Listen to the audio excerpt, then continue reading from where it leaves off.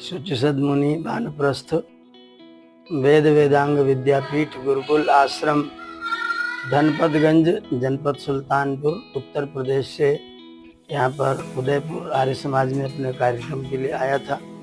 उसी प्रसंग में आज समापन के अवसर पर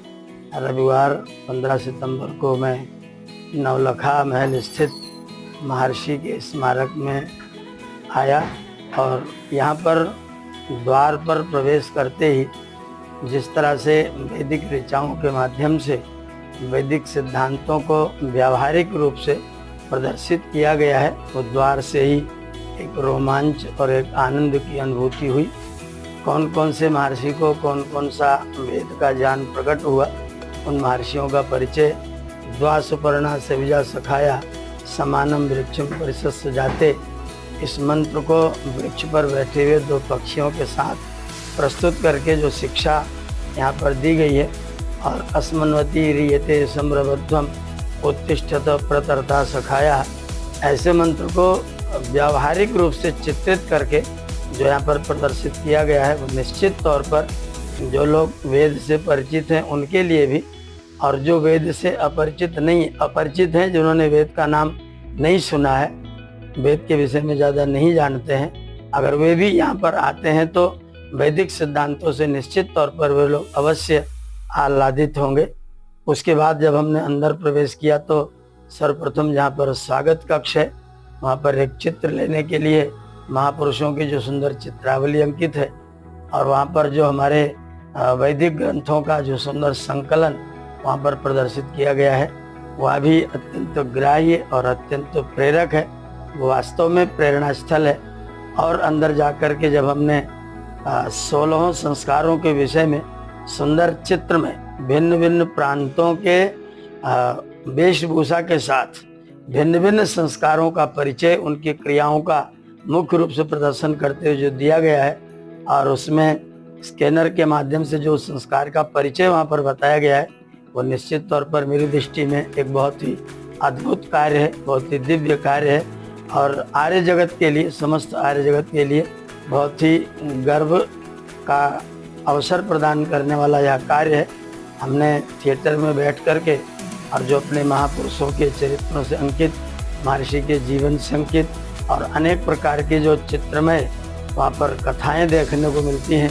वह बाल वृंद से लेकर के और वृद्ध पर्यंत प्रत्येक व्यक्ति को अवश्य ही प्रेरित करेगा, ऐसी मैं आशा रखता हूँ। उसके बाद उस स्थान पर जाकर के मैं अत्यंत रोमांचित हुआ, जहाँ बैठ करके महर्षि दयानंद सरस्वती ने सत्यार्थ प्रकाश की रचना की थी। 6.5 महीने का अत्यल्प काल, सत्यार्थ प्रकाश जैसे महनीय ग्रंथ की रचना में इतना अल्प काल 6 मास का लगा करके, और महर्षि ने यह अमूल्य धरोहर जो समस्त विश्व के साहित्य को आर्य भाषा में प्रकट करके दिया है, उसके लिए निश्चित तौर पर महर्षि वंदनीय है। और वह स्थान सत्यार्थ प्रकाश के सुंदर वाक्यों के साथ चलचित्र के माध्यम से जो यहाँ पर प्रदर्शित किया गया है, वो निश्चित ही सब लोगों को बहुत ही प्रेरणा देने वाला है। और सत्यार्थ प्रकाश को संक्षिप्त रूप से उसके सारांश को जानने के लिए बहुत ही अच्छा उद्यम है। वो महापुरुषों के चरित्र, हमारे जो क्रांतिकारी वीर हैं उनके चरित्र, महर्षि की पूरी जीवन की झांकियाँ, सारा जीवन दर्शन, महर्षि का कृतित्व और महर्षि का व्यक्तित्व सब कुछ प्रकट करने वाली जो गैलरी यहाँ पर हमने देखी, वो हमारे लिए बहुत ही प्रेरणादायी है। और मैं पूरे आर्य जगत को निवेदन करना चाहूँगा, मैं उनसे कहना चाहूँगा कि वह अवसर निकाल करके और अपनी इस धरोहर को देखने के लिए यहाँ अवश्य पधारें, और अपने परिचय के लोगों को भी प्रेरित करें कि यदि महर्षि के चरित्र से, उनके कृतित्व से किसी व्यक्ति को परिचित होना हो, और मात्र उसके पास में 2-3 घंटे का भी समय हो, तो मात्र 3 घंटे के समय में वो महर्षि के पूरे व्यक्तित्व से और वैदिक संस्कृति से और वैदिक सिद्धांतों से बहुत अच्छे तरीके से परिचित हो सकता है। हम जैसे ही उपस्थित होते हैं स्वागत कक्ष में, वहाँ पर जो पंच यज्ञों के चित्र में झांकी दिखाई गई है, हमारे जो पंच अति कर्तव्य है, जिनको कभी भी न छोड़ने का संदेश हमारे ऋषियों ने दिया है। पंचयिता महायज्ञ यथाशक्ति नहापयत, इन 5 यज्ञों को यथाशक्ति कभी भी छोड़ना नहीं चाहिए। उन 5 यज्ञों को भी यहाँ पर चित्रित किया गया है। अनेक ग्रंथ और उन ग्रंथों का सारांश जिस तरह से यहाँ पर अंकित करने का प्रयत्न किया गया है, उसके लिए मैं इस नवलखा महल ट्रस्ट के सत्यार्थ प्रकाश न्यास के जो अधिकारीगण हैं और कर्मचारीगण हैं, मैं उन सब लोगों का धन्यवाद करना चाहूँगा। अशोक जी की दृष्टि को अभिवादन करना चाहूँगा, अभिनंदन करना चाहूँगा। और उन्होंने जिस तरह से यहाँ की व्यवस्थाओं को और उनके साथ मिलकर के सब लोगों ने समर्पण के साथ जो महर्षि के चरित्र को अंकित करने का, हृदय पर उकेर देने का जो